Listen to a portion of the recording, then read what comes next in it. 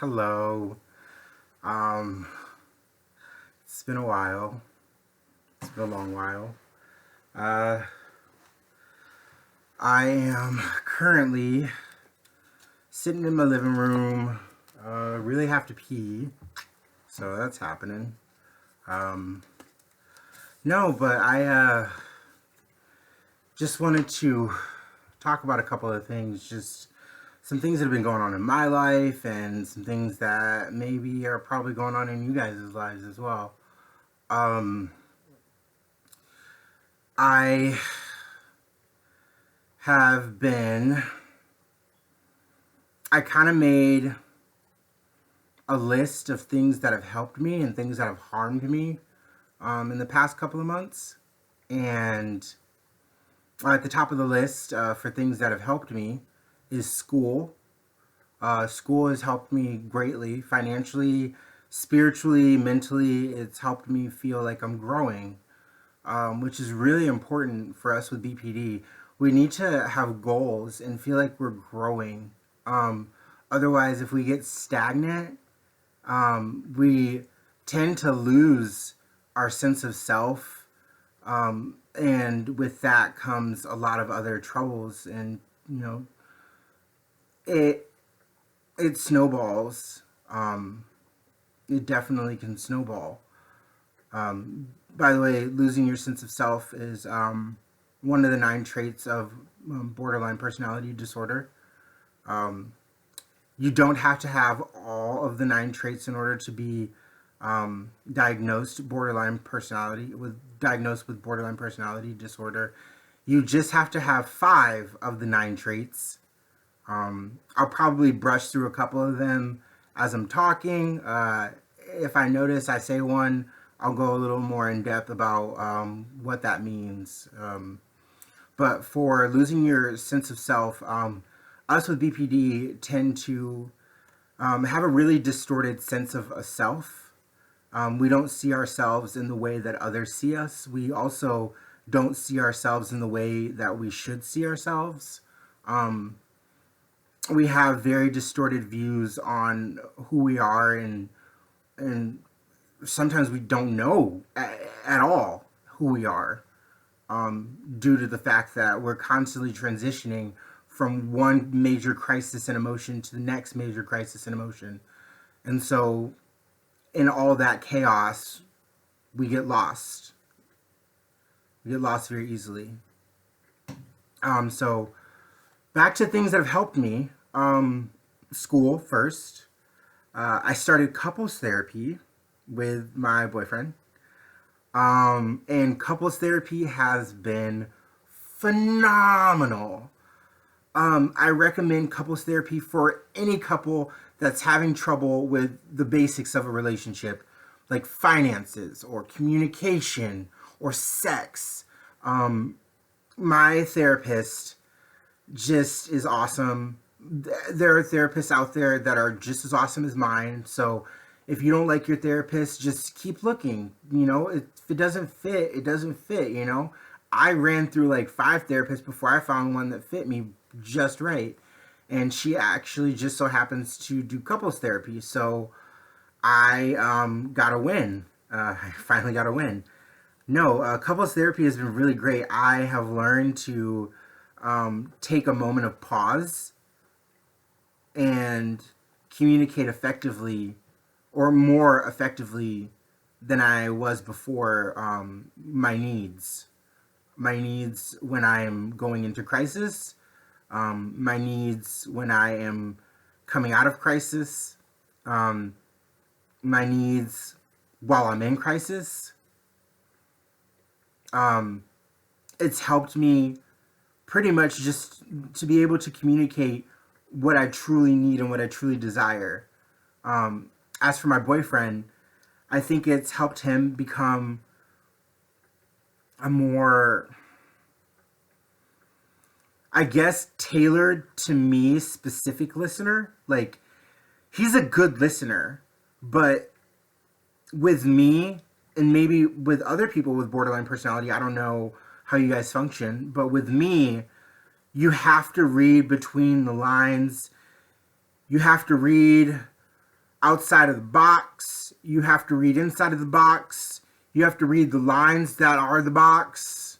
You have to turn the box around. You have to deconstruct the box and make it into a flat surface. And then you have to, observe that as well. That's how difficult I think sometimes it is to listen and take in some of the information that I'm spewing, or some of the things that I'm saying, some of the anger that I'm venting, or some of the pain that I'm trying to express that I'm feeling. It has helped me so much having him there and able to listen to me in the way that I need to be listened to. It has helped avoid crisis. It has helped avoid me possibly going to jail, maybe possibly going into treatment, into psychiatric treatment. So that's been really good. Couples therapy. I also started something that's also helped me out is intensive outpatient care.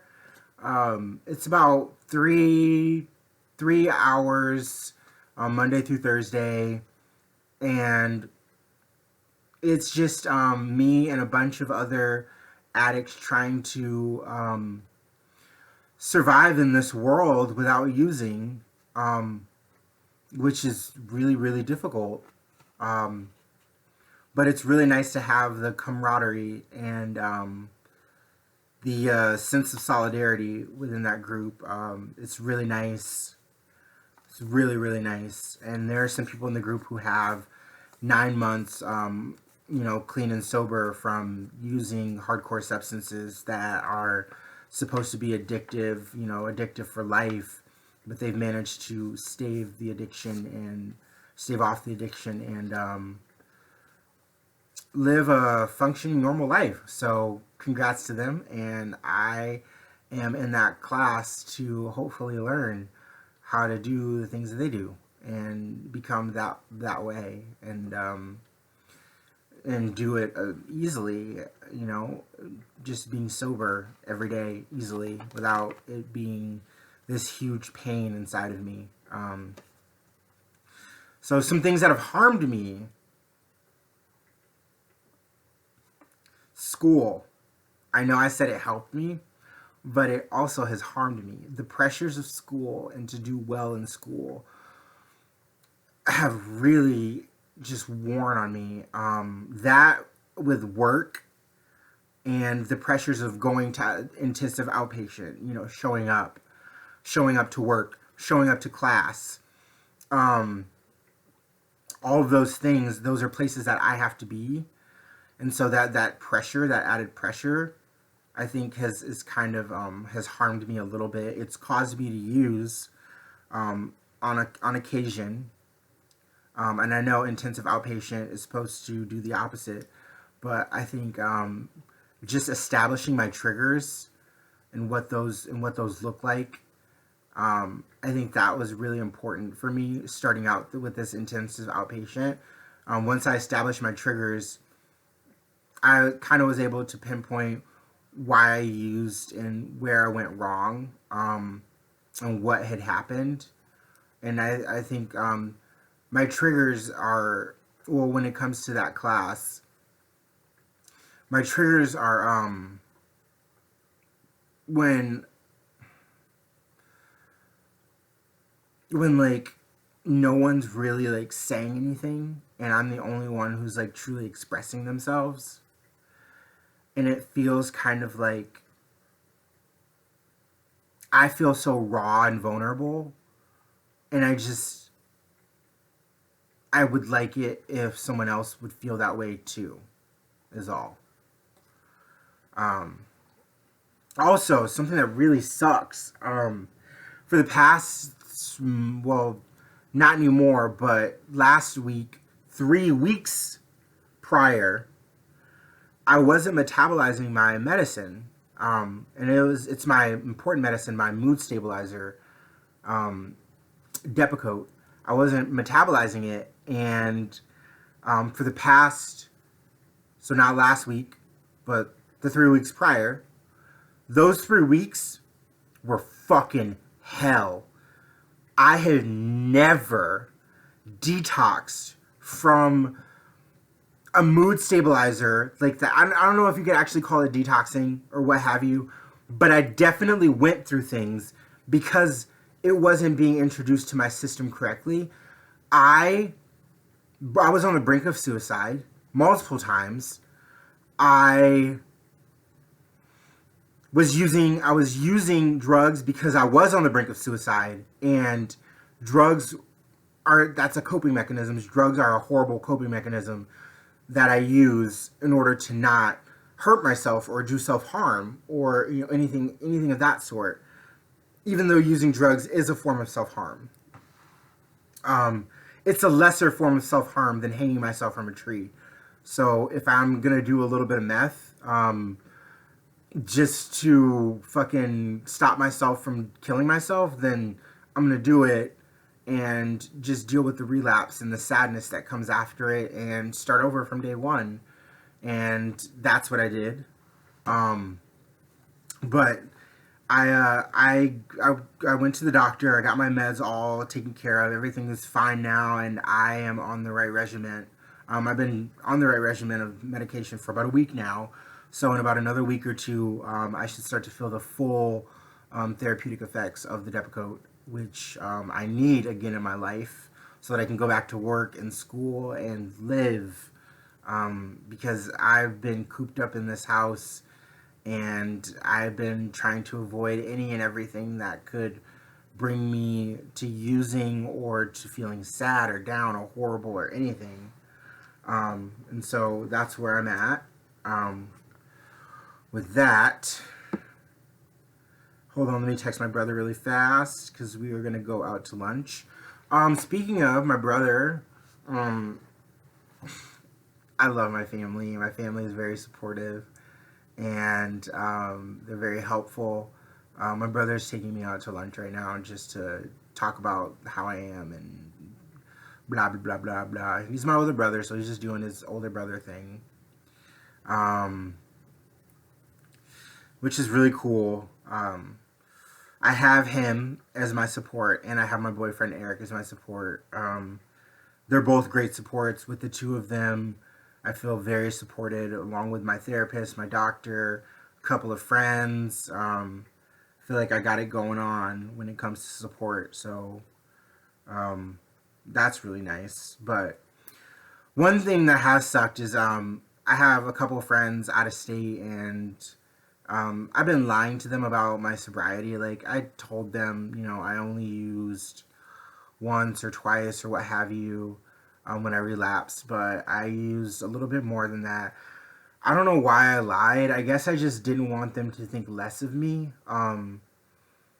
Even though I know that this person couldn't think any less of me. Like, they love me no matter what. I guess I personally just didn't want to deal with the backlash of having to say, I did this, and then them saying, why, and blah, blah, blah. Because if you're not an addict, I have this full, complete, and utter belief that if you're not an addict, you just don't understand. It's that simple.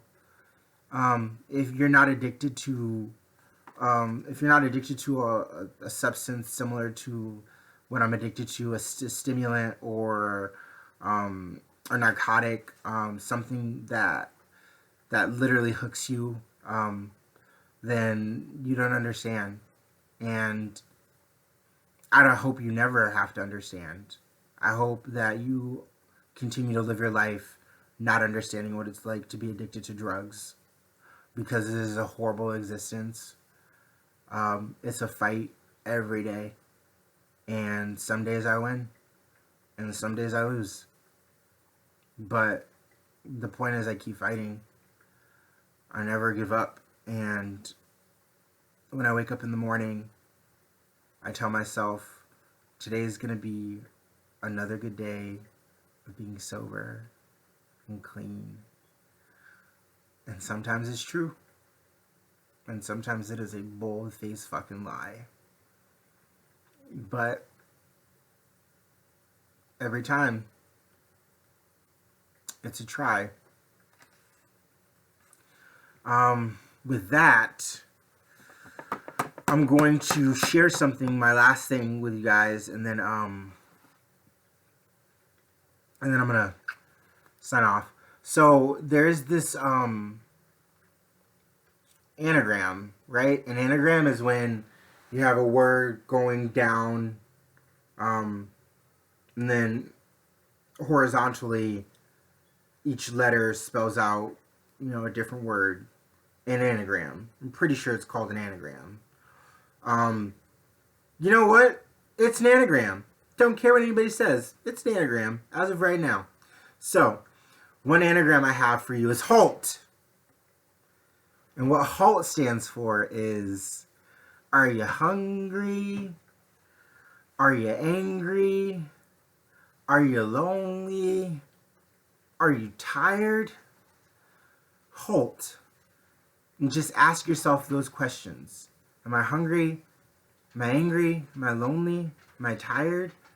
Because chances are, if you're one of those things or a mixture of those things, it's greatly affecting your mood, and it's greatly affecting what you're doing and how you're doing it. So, it's good to check in with yourself.